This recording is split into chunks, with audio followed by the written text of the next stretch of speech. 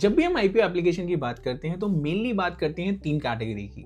Retail category, small HNI category and big HNI category.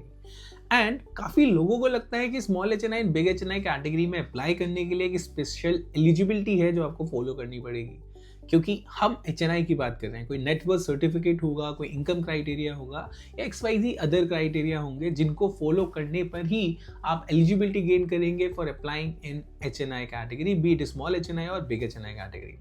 आज इस video में ना ही सिर्फ हम समझने वाले हैं कि ये एलिजिबिलिटी क्या है, बट हम ये भी जानने वाले हैं कि how you can apply in small and big HNI category online using your net banking. तो without wasting any time let's get started. देखिए दोस्तों, जब भी रिटेल कैटेगरी की हम बात करते हैं तो वहाँ पे टिकट साइज 15,000 रुपये का होता है। हम सभी को पता है 15,000 के आसपास का एक लॉट आता है। मिनिमम अप्लाई करने के लिए किसी भी आईपीओ में आपको एक लॉट के लिए अप्लाई करना पड़ेगा एंड 15,000 आपके अकाउंट में ब्लॉक होंगे। वहीं पे स्मॉल एचएनआई का टिकट साइज स्टार्ट होता है 2 लाख से। तो 2 लाख से ऊपर का जो भी अमाउंट होगा, चाहे वो 2,03,000 हो, 2,05,000 हो, 2,10,000 हो, वो अमाउंट आपको ब्लॉक करना पड़ेगा। एंड सिमिलरली बिग एचएनआई में अप्लाई करने के लिए आपका टिकट साइज होता है 10 लाख। आपको मिनिमम 10 लाख से अप्लाई करना पड़ेगा। There is a distinguished factor between retail investor, big HNI investor and small HNI investor. जब आप रिटेल कैटेगरी में अप्लाई करते हो, मतलब आप जब भी 2 लाख से नीचे का लॉट अप्लाई करोगे तो आपका अलॉटमेंट आता है 15,000 का, अगर आपको अलॉटमेंट मिलता है। वहीं पे अगर आप स्मॉल एचएनआई में मतलब 2 लाख से ऊपर का लॉट अप्लाई करते हो एंड आपका अलॉटमेंट आता है तो आपको डायरेक्ट अलॉटमेंट मिलता है 2 लाख का। सिमिलरली जब आप बिग एचएनआई कैटेगरी में अप्लाई करते हो तो आपका अलॉटमेंट 10 लाख नहीं आता, वहाँ पे अलॉटमेंट आता है 2 लाख का। लेकिन आपकी प्रोबेबिलिटी ऑफ अलॉटमेंट जनरली 5 गुना होती है जो आपकी स्मॉल एचएनआई में होती है, क्योंकि आपके लकी ड्रॉ में 1-2 लाख का लॉट काउंट नहीं होगा, 5-2 लाख के लॉट काउंट होंगे। तो आपकी प्रोबेबिलिटी ऑफ अलॉटमेंट इंक्रीज हो जाती है जब आप 10 लाख से अप्लाई करते हैं। अब 10 लाख अगर मेरे अकाउंट में है तो क्या मैं एलिजिबल हूँ किसी भी आईपीओ में अप्लाई करने के लिए in big HNI category? The answer is yes. ये कैटेगराइजेशन डिफाइंड है not on basis of your income, not on basis of your net worth. It is defined only on basis of आप कितने amount से किस IPO में apply कर रहे हो। अगर आप 2 लाख से अप्लाई करते हो, आप by default you will apply in the small HNI category. आप 10 लाख से ऊपर के अमाउंट से अप्लाई करते हो तो by default you will apply in big HNI category. तो आपको अलग से कोई भी क्राइटेरिया फुलफिल करने की रिक्वायरमेंट नहीं है। बट अब चैलेंज ये आता है कि जब भी आप डीमैट के थ्रू, यूपीआई मैंडेट के थ्रू आईपीओ में अप्लाई करते हो, वो 5 लाख से ऊपर का मैंडेट नहीं लेता। तो मैं कैसे अप्लाई करूं 10 लाख से, एंड कैसे मैं अपने अलॉटमेंट के चांसेस मैक्सिमाइज कर सकता हूं, क्योंकि वहां पे 5 लॉट काउंट होने वाले हैं। अलॉटमेंट आया तो 2 लाख से ऊपर का अलॉटमेंट आएगा। एंड बाय डिफॉल्ट अगर आपके अकाउंट में 10 लाख रुपए ऑन एन एवरेज आप बैलेंस मेंटेन करते हो तो it is always prudent to apply with 10 lakh if the issue is good.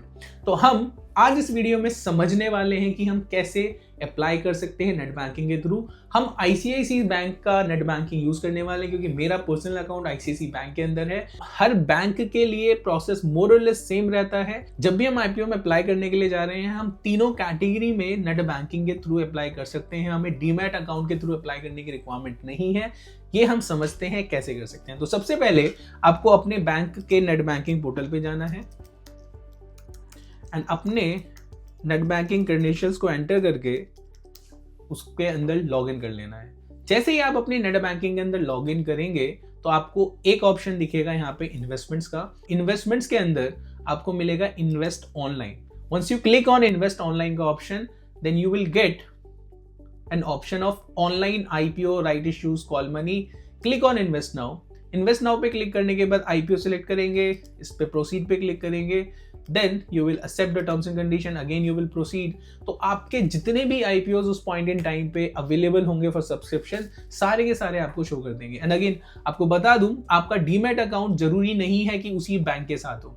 Irrespective of आपका डीमैट अकाउंट कहीं पर भी है, किसी भी दूसरे ब्रोकर के साथ है, तब भी आप अपने बैंक की नेट बैंकिंग को यूज करके आईपीओ में अप्लाई कर सकते हैं।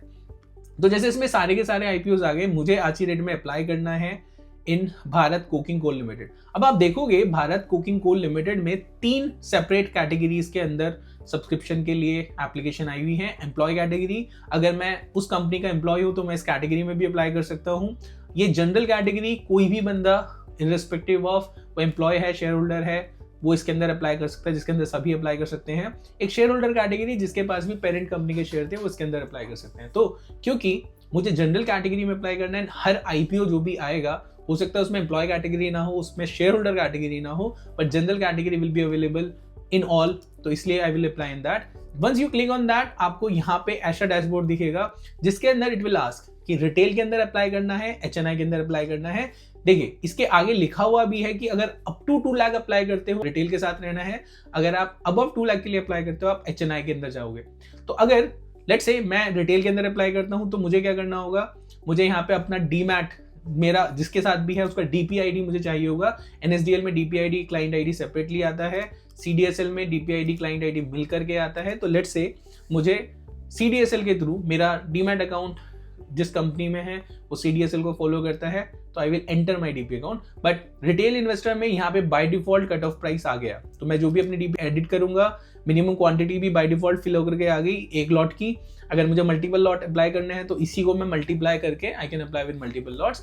But let's say and I will click on submit and the application will be submitted. But here we are trying to understand कि मैं बिग HNI में कैसे अप्लाई करूं, क्योंकि small HNI and retail category में आप अपने डीमैट के अकाउंट के थ्रू भी अप्लाई कर सकते हो। तो let's say I will go to HNI category. HNI में मैं CDSL में गया, यहाँ पे मैंने अपनी DB डिटेल्स डाली 1208।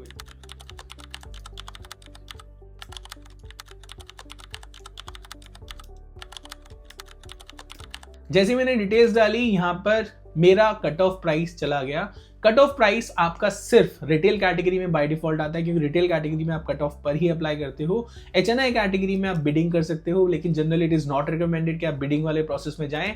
तो आप सिंपली डायरेक्टली पुट इन कर दीजिए जो आपके बैंड का हायर एंड प्राइस है। तो इसमें 23 is the maximum price I can apply, I can put for, मैं मैक्सिमम प्राइस में अप्लाई कर रहा हूँ 23। कितने शेयर्स के लिए मुझे अप्लाई करना होगा, एनी थिंक जो मेरे 600 का मल्टीपल हो, जिसमें टोटल वैल्यू मेरा 10 लाख से ऊपर आ जाए। इस केस के अंदर ये 43,800 शेयर्स में आता है, जिसमें 10,07,400 rupees will be block in my account. I will click on submit button, it will show again the details कि आप इतने शेयर्स के लिए अप्लाई कर रहे हो, इस प्राइस पे अप्लाई कर रहे हो, इतना अमाउंट ब्लॉक होगा। I will click on confirm, voila my IPO application has been successfully submitted. अब लेट्स से मुझे एक दूसरे अकाउंट में अप्लाई करना है यूजिंग स्मॉल HNI कैटेगरी, उसको भी एक बार देख लेते हैं। तो लेट्स से मेरे 2 अकाउंट हैं, इसमें एक मेरा पर्सनल अकाउंट, मेरा HUF अकाउंट। HUF अकाउंट में हम अप्लाई करते हैं, फिर click on proceed. You have to again follow the same process. What we are going to understand here is कि अगर मैं 2 लाख से अप्लाई करता हूं तो how the situation looks like.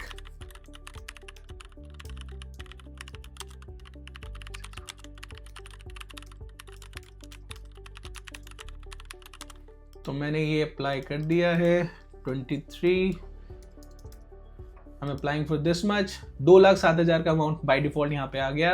I will click on submit। I have confirmed my application। Now my application request has been submitted। तो I hope आपको समझ में आ गया होगा। आपको कोई भी स्पेशल एलिजिबिलिटी की रिक्वायरमेंट नहीं है जब भी आप IPO में अप्लाई करने के लिए जा रहे हैं।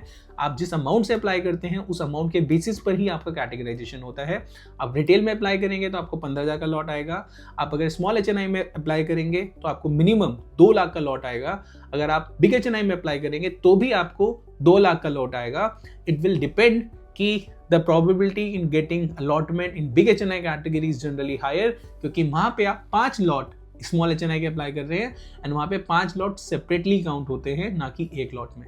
तो इसलिए अगर आपके पास 10 लाख रुपए हैं एंड जो इशू आ रहा है IPO का वो अच्छा इशू है, तो you can consider applying with 10 lakhs। That is the most optimum strategy of maximising your return, because small HNI and big HNI में सबसे बड़ा एडवांटेज ये होता है probability of getting allotment is lesser in small HNI, क्योंकि over subscription बहुत ज़्यादा हो जाता है। बट बेनिफिट ये है अगर आपको एक लॉट मिला तो it is equivalent to 15 IPO में अलॉटमेंट के, क्योंकि एक ही कंपनी में एक ही टाइम पे आपको 15 लॉट अप्रॉक्सीमेटली दे दिए हैं। तो I hope it is clear. अगर वीडियो अच्छा लगा हो तो लाइक करना मत भूलना, चैनल को सब्सक्राइब कर लेना फॉर मोर इन्फॉर्मेटिव वीडियोज़। हम प्रैक्टिकल इंसाइट्स को लेकर के आते हैं, because we are predictioners, we are not influencers. हम जो प्रैक्टिकली अपने क्लाइंट्स के लिए मॉडल्स यूज करते हैं, स्ट्रैटेजीज यूज करते हैं, वही स्ट्रैटेजीज आपके साथ शेयर करने की कोशिश करते हैं। तो stay tuned and do not forget to follow money maths.